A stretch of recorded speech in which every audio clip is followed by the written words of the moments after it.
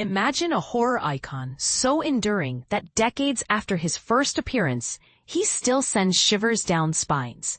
That's Michael Myers, the silent, knife-wielding force of nature at the heart of the Halloween franchise.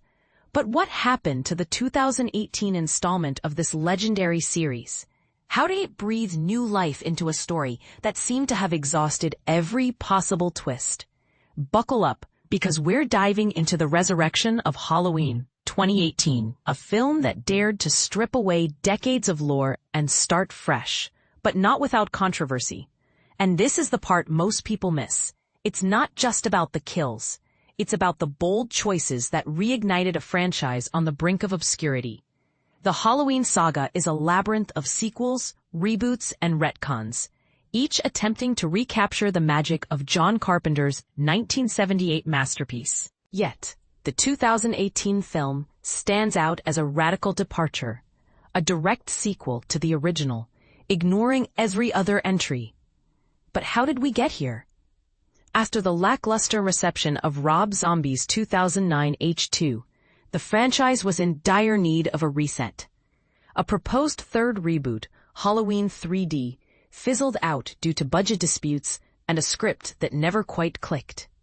Subsequent attempts, like Halloween Returns, met similar fates, leaving the franchise in limbo until Blumhouse stepped in. In 2015, Blumhouse, alongside Miramax and Trancas Entertainment, announced they'd taken the reins of Halloween. The real shocker?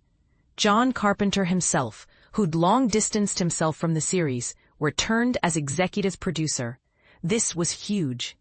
Even fans who'd grown weary of Michael Myers' endless rampages couldn't help but feel a spark of excitement. But who would direct?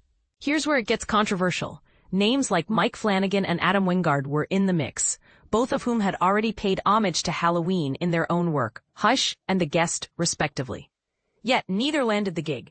Flanagan later admitted he had no clear vision, while Wingard, despite receiving Carpenter's blessing, couldn't seal the deal. So who did?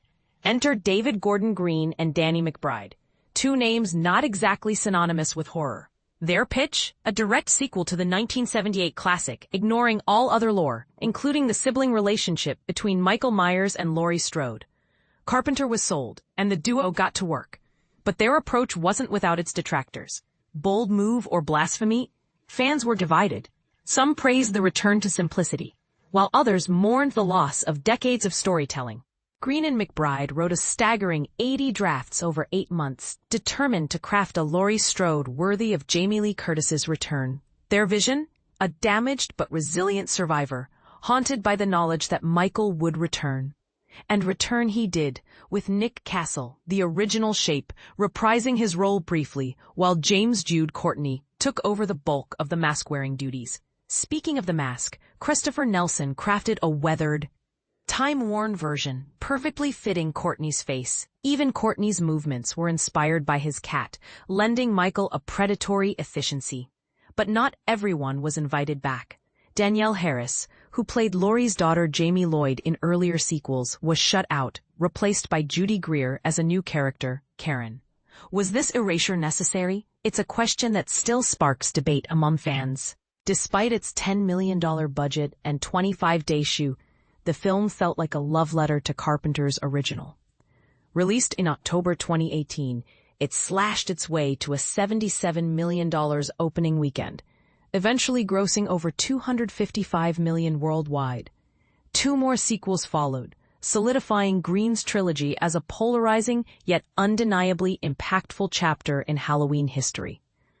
But here's the real question. Did it honor the legacy of 1978?